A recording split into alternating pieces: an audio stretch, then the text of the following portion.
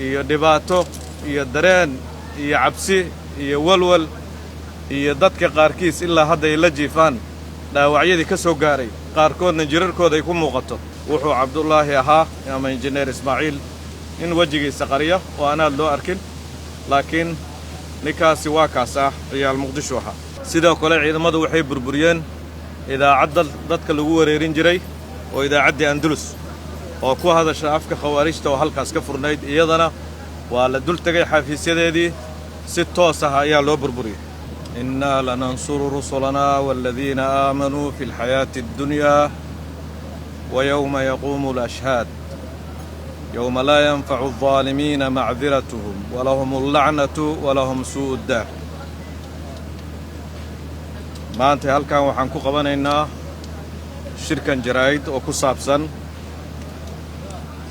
howlgallo kala duwan oo ciidanka qalabka sida ee Soomaaliya ay qabteen maalmihii la soo dhaafay howlgalkaas oo ugu muhiimsanaa mid lagu dilay horjoogayaal waaweyn oo kooxda khawaarijta ka tirsan 10kii bisha December 2025 hay'adda nabad sugidda qaranka sirdoonka qaranka hay'adda nabad sugidda iyo sirdoonka qaranka Soomaaliyeed oo kaashanaysa saaxiibada caalamka gaar ahaan saaxiibadeen Mareykanka ayaa fulisay howlgal beegsi ah duqayna oo si gaar ah loo qorsheeyay kana dhacay degmada Jilib ee gobolka Jubbada Dhexe isla markaana Jilib waxay xarun istiraatiiji ah u tahay kooxda al-shabaab waxaa degan hogaamiyaashooda waxay u tahay meesha tababarada ugu badan ay ku tababartaan canaasirtooda iyo sidoo kale meesha laga soo abaabulo farsamooyinka qaraxyada kala duwan oo ay isticmaalaan howlgalkan waxaa lagu dilay 2 horjooge oo ka mid ahaa kuwii ugu khatarta badnaa ee soo mara kooxdaas kuwaasoo si toos ah u maamulayay qaraxyada amniga gudaha iyo howlgallada dibadda bartilmaameedyadaas waxaa lagu dilay injineer cabdullaahi cismaan maxamed abuukar oo loo yaqaanay injineer ismaaciil iyo cabdikariin maxamed xirsi qoorleex mid ayaan u sheegaynaa mid walba wuxuu kooxdaasi ka qaban jiray gudaheed injineer cabdullaahi cismaan maxamed abuukar ama injineer cabdullaahi cismaan dheere ninkal oo loo yaqaanay kooxda gudaheeda injineer ismaaciil waxa uu ku dhashay magaalada muqdisho 22kii bishii Juulaay 1982 wuxuu waxbarashadiisa dugsiga sare ka dhamaystay magaalada muqdisho gaar ahaan dugsiga imaam shaafici sanadkii 2000 waxa uu 2002 waxbarasho u aaday dalka Suudaan waxa uu dhigayay jaamacadda Red Sea la yiraahdo ama jaamacadda al-Bahr al-Ahmar kulliyadeeda engineering wuxuuna sanadkii 2007 aakhirkeedii 8 bilowgeedii ka soo qalin jabiyay jaamacaddaas asagoo soo bartay culuumta electrical engineering wixii intaas ka dambeeyay wuxuu ku soo biiray kooxda khawaarijta 2008 isla markii uu soo laabtayba wuxuuna bilaabay bilowgii horeba ka mid ahaa howlwadeennada ugu firfircoon warbaahinta al-shabaab intii u dhaxaysay sanadihii 2012 ilaa bilowgii 2025 sanadkii hadda dhamaaday wuxuu madax ka ahaa xafiisyada warbaahinta farsamada hubka iyo qaraxyada ee kooxda khawaarijta al-shabaab ugu dambeyn sanadkan waxaa madax looga dhigay oo lagu daray mas'uuliyad kale oo ka weyntii tii uu horay u hayay waxaana laga dhigay maktabka guud ee amniyaadka isagoo weli maamulayay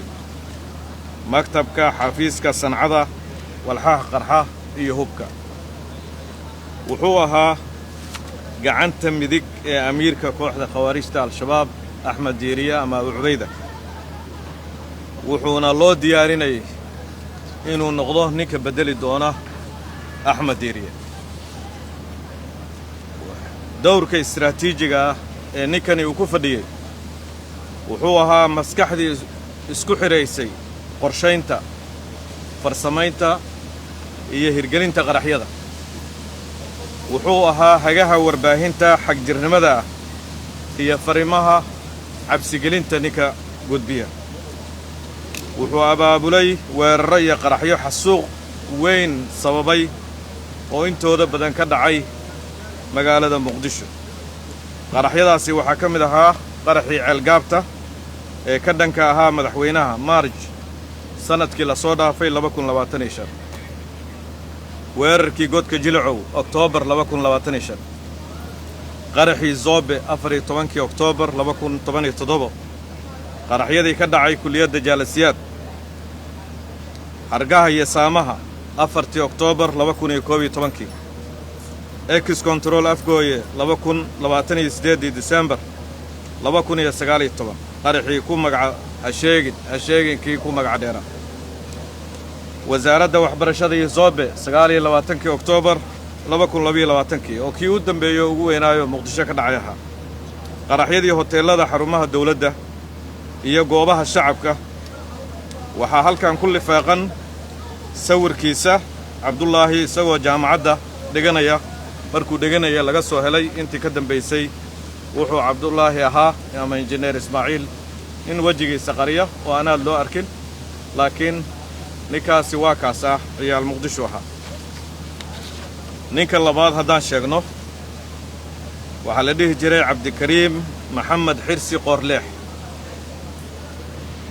wuxuu ka tirsanaa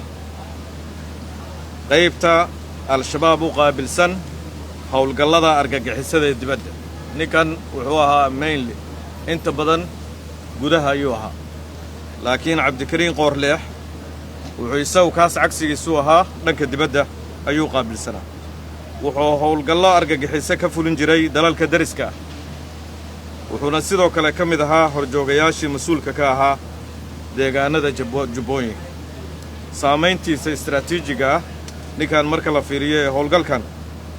al-shabaab waxaa laga jaray marka loo fiiriyo waayitaanka ay waayeen ninkan lafdhabarkii qaraxyada amniga iyo howlgallada dibadda waxaa ku dhacay jahwareer hoggaamineed muddadii la dilay wixii ka dambeeyey waxaa hoos u dhac ku yimid tayada iyo isku xidhka weerarrada waaweyn sidoo kale kooxdu waxay si ula kaca ay qiran laadahay dilka labadan hoggaamiye kooxeed ee ka tirsanaa maleeshiyaadkooda oo muddo 3 toddobaada dhinsanaa way qiran laayihiin sababtoy tahay waxay ku lahayd saamayn weyn ayay ku leedahay jiritaankooda al-shabaab jiritaankooda laftooda sababtoy tahay maskaxyadii qaraxyada gudaha iyo kuwii dibadda labadiiba halkaasay ku waayeen waxaan rabnaa halkaan inaan uga mahad celino hay-adda nabad sugidda iyo sirdoonka qaranka